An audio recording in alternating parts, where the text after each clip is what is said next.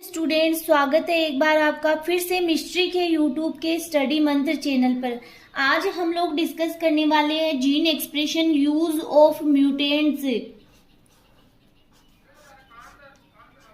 In understanding seedling development. कि कौन कौन से जीन है जिनके द्वारा अगर हम लोग किसी जीन को म्यूटेंट कर देते हैं, फिर अगर हम लोग देखते हैं कि उसका फंक्शन कौन सा फंक्शन है वो स्टॉप हो रहा है, और कौन कौन से जीन है जो कौन कौन से फंक्शन करे, किसके अंतर्गत देखेंगे हम लोग, ये सीडलिंग डेवलपमेंट के अंतर्गत इसको हम लोग स्टडी करेंगे। तो देखते हैं हम लोग कौन कौन से जीन है जो सीडलिंग डेवलपमेंट को इफेक्ट करते हैं। सबसे पहले उससे पहले आपको ये डायग्राम समझना होगा।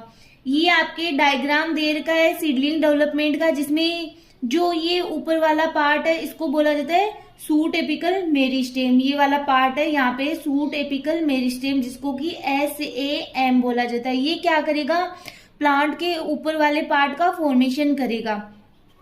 और ये वाला पार्ट है रेम, जिसको बोला जाता है रूट एपिकल मेरिस्टेम।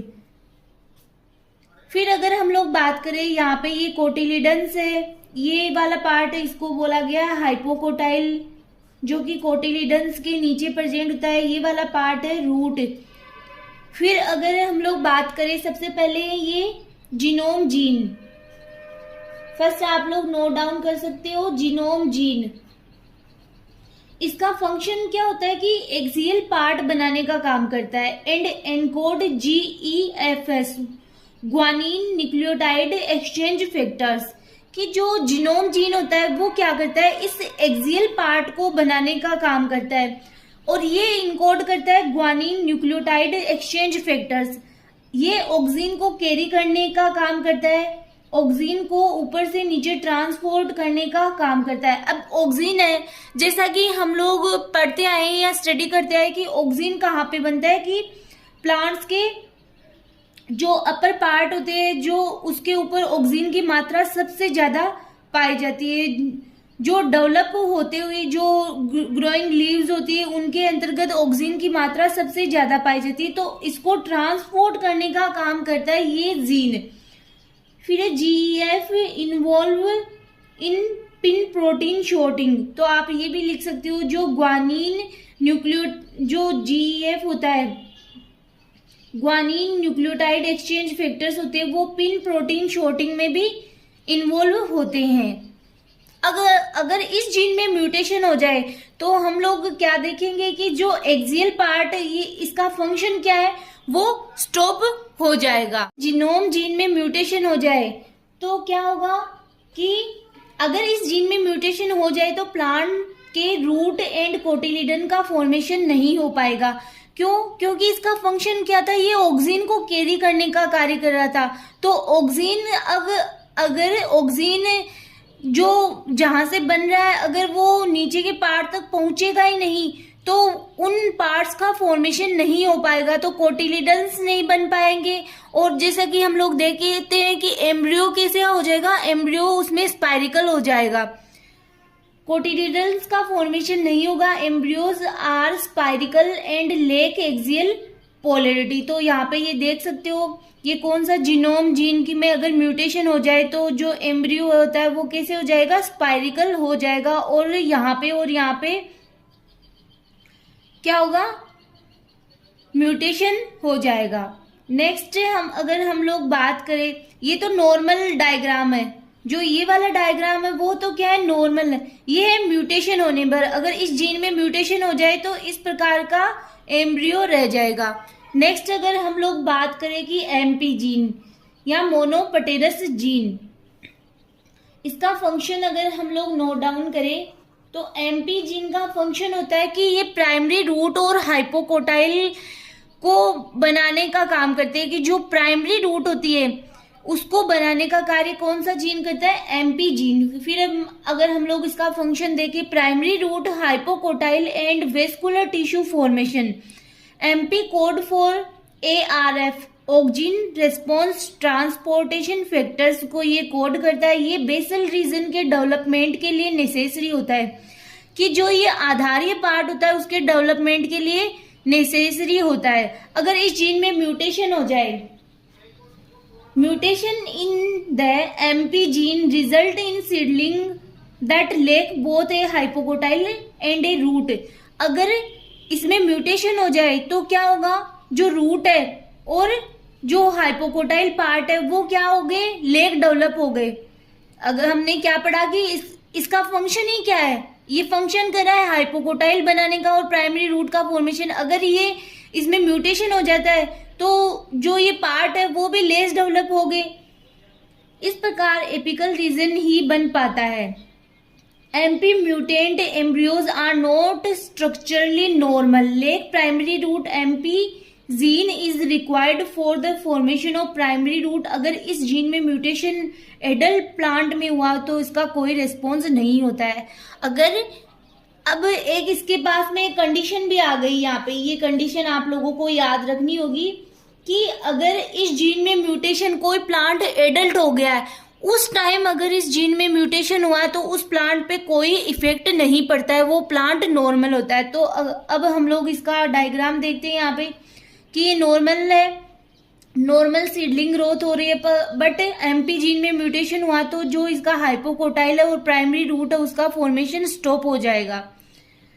नेक्स्ट अगर हम लोग बात करें जी के जीन या गुर के जीन, फंक्शन है इसका, ये भी प्लांट के एपिकल पार्ट को बनाने में हेल्प करता है and encode acetyl coenzyme carboxylase को ये एनकोड करता है। अगर इसमें म्यूटेशन हो जाए तो एपिकल पोर्शन नहीं बनता है। अगर हम लोग नॉर्मली, आपको इनके फंक्शन याद रखने होंगे, क्यों, जिस फंक्शन को ये कर रहा है वो ही क्या हो जाएगा, इनमें म्यूटेशन होने से स्टॉप हो जाएगा। तो नॉर्मली अगर आप इनको याद कर रहे हो तो सबसे इम्पोर्टेंट है पहले इनका आप लोग फंक्शन याद करोगे। जैसे कि आपने इसका फंक्शन याद कर लिया कि इससे एपिकल पार्ट बनाने में ये जीन हेल्प करता है। अगर इसमें म्यूटेशन हो जाए तो आप लोग, अगर आपको वहां पे याद भी नहीं रहे एग्जाम टाइम पे, तो आप ऐसे लिख सकते हो कि इससे में म्यूटेशन होने पर एपिकल पार्ट लेस डेवलप होगा या फिर बन ही नहीं पाएगा। म्यूटेशन, अगर इस जीन में म्यूटेशन हो जाए तो एपिकल पोर्शन नहीं बनता है। Cotyledon and same lost cucumber like shape of mutant cotyledon and same part is reduced और मिसिंग। की कोटिलिडन और सेम पार्ट जो शूट एपिकल मेरिस्टेम होता है वो क्या होता है, या तो रिड्यूस्ड होता है या फिर मिसिंग होता है। तो आप यहाँ पे डायग्राम देख सकते हो, ये नॉर्मल है, और यहाँ पे देख सकते हो कि जब जी के जीन में म्यूटेशन हुआ तो ये कुकुम्बर लाइक स्ट्रक्चर दिखाई देती है। फिर एक जीन है फेकल जीन, एफ के जीन। इसका फंक्शन है hypocotyl formation and encode sterol C14 reductase को ये एनकोड करता है, और इसका फंक्शन क्या है, हाइपोकोटाइल फॉर्मेशन। अगर इसमें म्यूटेशन हो जाए तो क्या होगा, या तो हाइपोकोटाइल क्या रह जाएगा, शॉर्ट रह जाएगा, या फिर हाइपोकोटाइल का फॉर्मेशन नहीं होगा। Mutant exhibit malformed cotyledons, short hypocotyl and root और जो हाइपोकोटाइल कैसे हो जाएंगे, शॉर्ट हो जाएंगे। Multiple shoot and root meristem. अब यहाँ पे आप देख सकते हो डायग्राम को कि यहाँ पे जब एफ के जीन में म्यूटेशन हुआ तो क्या हुआ कि जो हाइपोकोटाइल है वो क्या रह गया, शॉर्ट रह गया, और रूट का फॉर्मेशन भी नहीं हुआ। नेक्स्ट अगर हम लोग बात करें कि शॉर्ट रूट SCR जीन,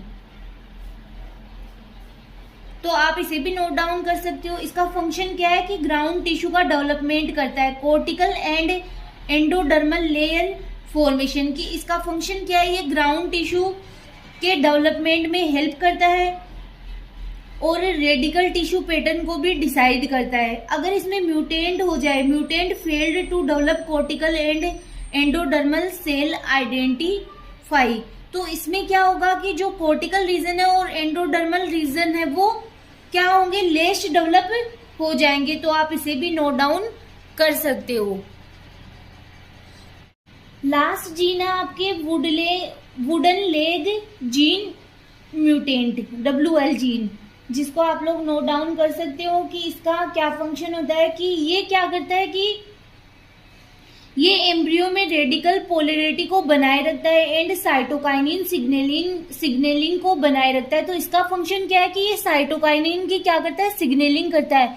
अगर ये इसमें म्यूटेशन हो जाए तो क्या होगा कि या तो जाइलम और फ्लोएम में कुछ, या तो वो बनेंगे ही नहीं। तो यहाँ पे हम लोग देख सकते हैं WL mutant produce xylem but not phloem, कि WL में जो वुडन लेग जीन अगर उसमें म्यूटेशन हो जाए तो जाइलम तो बन जाएगा बट फ्लोएम नहीं बनेगा। WL code for cotyledon receptor को ये कोड करता है। तो आप इसके फंक्शन नोट डाउन कर सकते हो। ये था हमारे आज का टॉपिक की जीन एक्सप्रेशन और किस प्रकार से इनमें म्यूटेशन हो जाए तो जो प्लांट है या सीडलिंग डेवलपमेंट में किस प्रकार से इनका इफेक्ट पड़ता है। नेक्स्ट लेक्चर में हम नए टॉपिक के साथ फिर मिलेंगे।